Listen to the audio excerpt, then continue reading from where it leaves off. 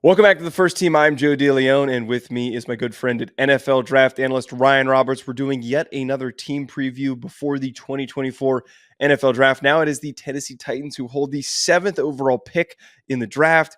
They're trying to get a really strong foundation with a new head coach, with a young quarterback in Will Levis, in order for them to succeed in the AFC South in 2024. Now, Ryan, right now they hold pick 7 in the first round, as I mentioned, pick 6, which is number 38 in the second round, number 106 in the fourth round, number 146 in the fifth, 182 in the sixth, 227 in the seventh, 242 in the seventh, and then lastly, 252 in the seventh round. So no third rounder, a lot of day 3 picks. I don't know where that third rounder went off the top of my head, where that could have possibly had gone. L'Jarius Sneed. L'Jarius Sneed. They traded for L'Jarius Sneed. I think you're correct. Yeah. These damn team websites that list out these picks should put, hey, we traded this pick for this player. So then we can have a little bit more context when we're trying to talk about and dissect some of these teams in their preparations. And as I mentioned, Ryan, they're going to want to put themselves in a spot where Will Levis can have a really hot start to the year and he doesn't turn into Drew Lock and he can actually take a step forward. I feel like the most obvious answer for what they need to draft, because the rest of the roster is actually not that bad. It's a pretty quality roster, is they need to bolster the offensive line and they need to find some tight ends. I mean, specifically, we don't even say offensive line. Specifically speaking, Joe, they need offensive tackles, right? They need offensive tackles. You have Lloyd Cushenberry, who signed to a free agency contract. You have Peter Skoronski playing left guard already.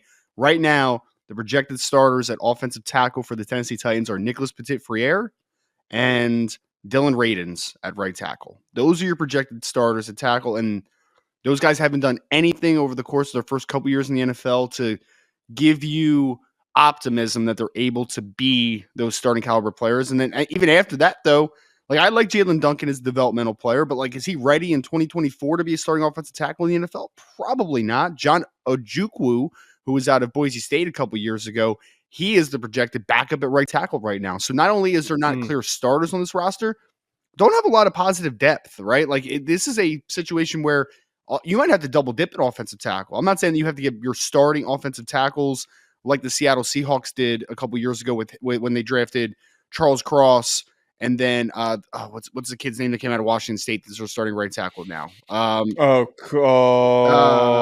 Jackson, last name Jackson, I think. Someone help me here. I actually wait. Help me. I'm looking. Help me. I'm stalling. I'm stalling. No dead air on the air, man. No dead air. Oh my God!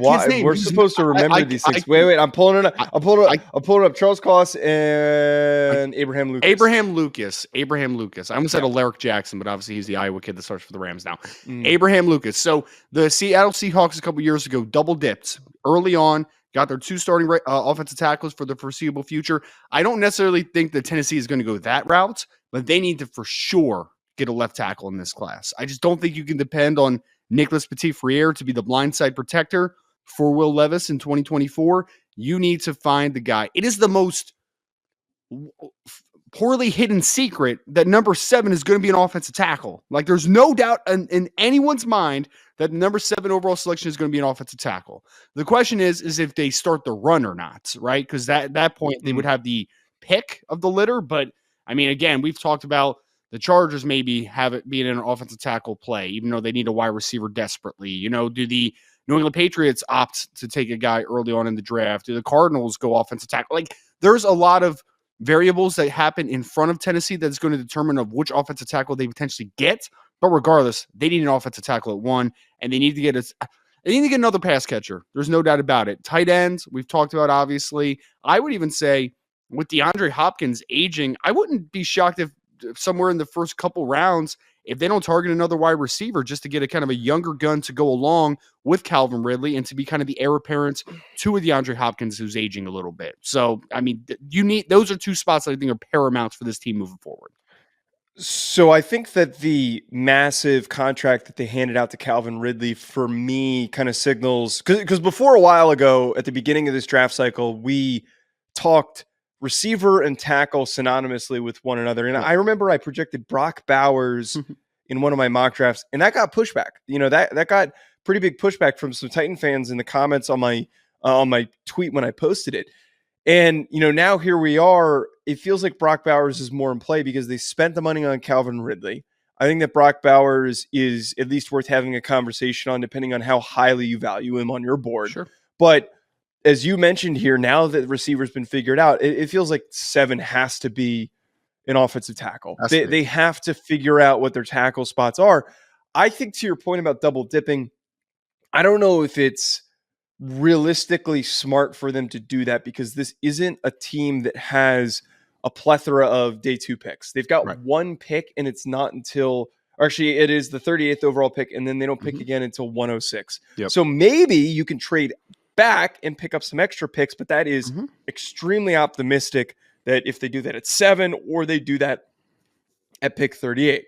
But with all this in mind, I mean, I really love the idea of Taliese Fuaga playing right tackle as the 7th overall pick. If Joe Alt's still on the board, obviously you run to the podium with Joe Alt. I just don't know if he's going to be there. I just don't know if Joe Alt is necessarily going to be there. But Taliese Fuaga comes to mind immediately. I think of the potential of maybe Amarius Mims even being in play here and on the table for them to take. Right. And then another guy that we've obviously spoken about, if there is an earlier run on tackles, maybe they miss out on some of these guys, which is unrealistic. But Olu Fashanu from Penn State is always a name to know. Yeah, no, I would say that there could be a situation where you have your pick of the litter at offensive tackle. And it comes down to strictly at that point, who do you value most, right? And because I do think there's a chance that Alt's gone, but there's also a chance that he's still there. I mean, because Joe, I look at this class and I say, like, depending on what the movement is up top, I mean, we're probably going to see 4 quarterbacks drafted in the top 6 overall selections. And then the Los Angeles Chargers have put themselves in a situation where, like, they need to go wide receiver. The Arizona Cardinals could be a team that go wide receiver. The New York Giants are obviously the major question mark, right? Like, do they take a tackle and kind of reset things with Evan Neal, move him inside, or are you okay with him because you got a little bit of insurance, this offseason?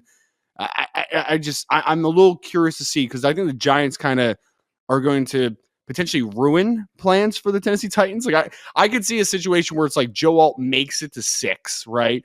And the Tennessee Titan fans are kind of like in the war room are kind of like, oh man, we got a shot at the number 1 offensive tackle on the board right here at 7. And then the New York Giants decide to take him, to play him at right tackle potentially, and then shuffle around the offense line. I don't know what that formula is necessarily going to look like, but regardless, you need to get a high caliber offensive tackle in the first round. You need to. Number 7 overall is going to be fascinating, because if Joe Alt's there, I think it's a no-brainer. Like, left tackle is still more important than right tackle. I think that the disparity between how important left tackle versus right tackle is diminishing a little bit. I mean, both tackle spots, you need a guy nowadays.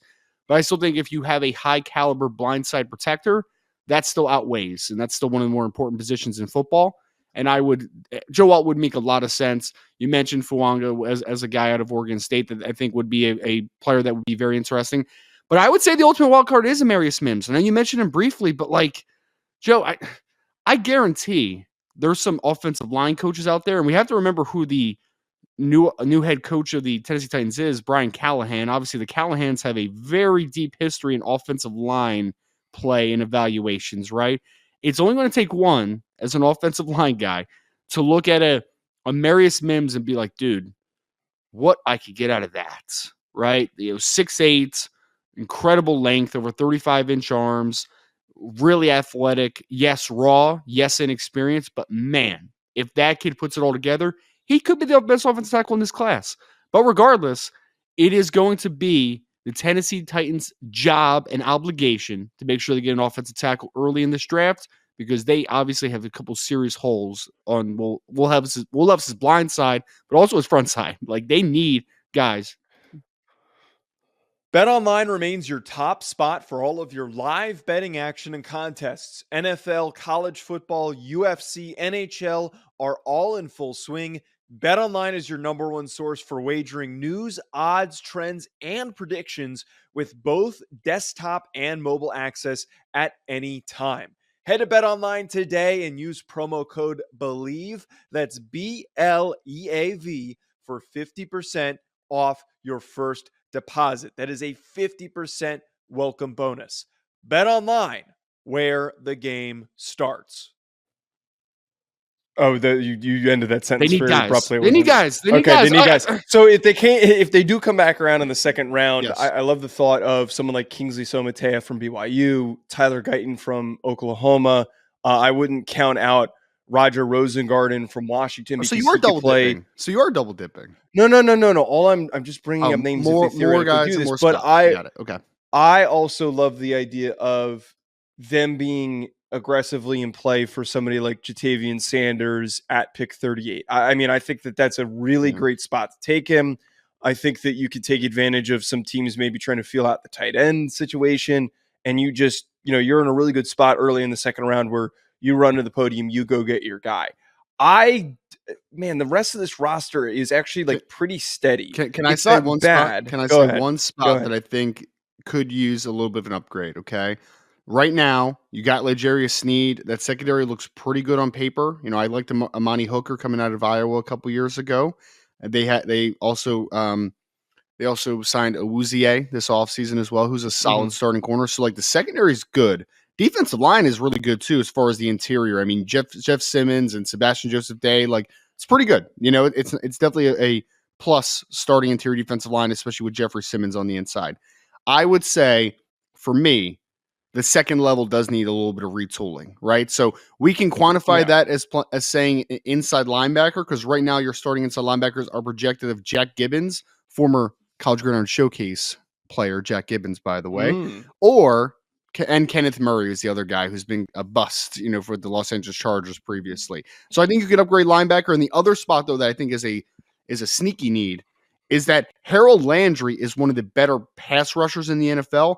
But who's his counterpart right now, Joe? Right now, according to our lads, the projected outside pass rusher on the other side is Arden Key, right? So they need a. He graded pretty well on PFF. By the way, stop with really the PFF weird stuff, man. Please stop with the PFF stuff. When was the last time you watched and broke down Arden Key's film? What was his stat line from last year, Joe? What do you have, like 4 sacks, 5 sacks? Oh, I don't know. I only look at PFF grades. Okay, cool, man. Well, that's what I have. PFF is a really good tool where you go to a team and you hit lineup, and it literally, instead of looking at a depth chart where it's all freaking linear, I can actually look at what the lineup looks like. But I agree with you that Arden Key isn't exactly a guy that you want to invest in as the long-term starting solution. He might have played a little bit better last year, but that is not the solution. He should be a rotational player in your edge group. Yes. So that is another player to keep an eye on, but I part of me wonders, where do you really address that? You might have to wait until day 3, and if we were to throw out some day 3 names that could be in play there, Chop Robinson is somebody who won't be there the consensus is he won't be there. Right, I don't think he will be, but say he slides, it's possible. We've been big fans of Jalix Hunt from Houston Christian, a developmental player who doesn't need to step right in because you've already got 2 starters. Adiza Isaac is somebody I think you could pay attention to. Possible. Man, this edge class just really freaking thins out after that like 10th guy, because Jonah Ellis is fine and Gabriel Murphy's fine. And did you see Jonah Ellis' testing yesterday? Did you see his testing yesterday, man? It was pretty bonkers. Was it good? He didn't run a 40, but he had crazy explosives, and then his 3-cone and his short shutter were fantastic. Like 3-cone was stupid good. It was like 6.67 or something like that. It was a wild number. So I don't know. We'll see. I mean, but I would say like he would be a very intriguing option on day 3, Jonah Ellis, because he is probably one of the easier. Well, I don't say easier. He's one of the more proficient designated pass rushers on day 3, right? Like you're probably not going to get a high volume of him, especially on rundowns. But for a Tennessee Titan team that maybe just needs a guy, because even if you start Arden Key, but then you have someone that is a little bit more of a pass rush upside guy that you can throw in there on obvious passing situations, and then maybe even reduce Arden Key down on the inside at times. I think that's an interesting proposition, right? So I think you need to find a pass rusher at some point in this draft. It doesn't have to be a guy that's going to come in and immediately be a dude for you, but I think he needs to come in and be able to give you some opportunities on pass rush downs.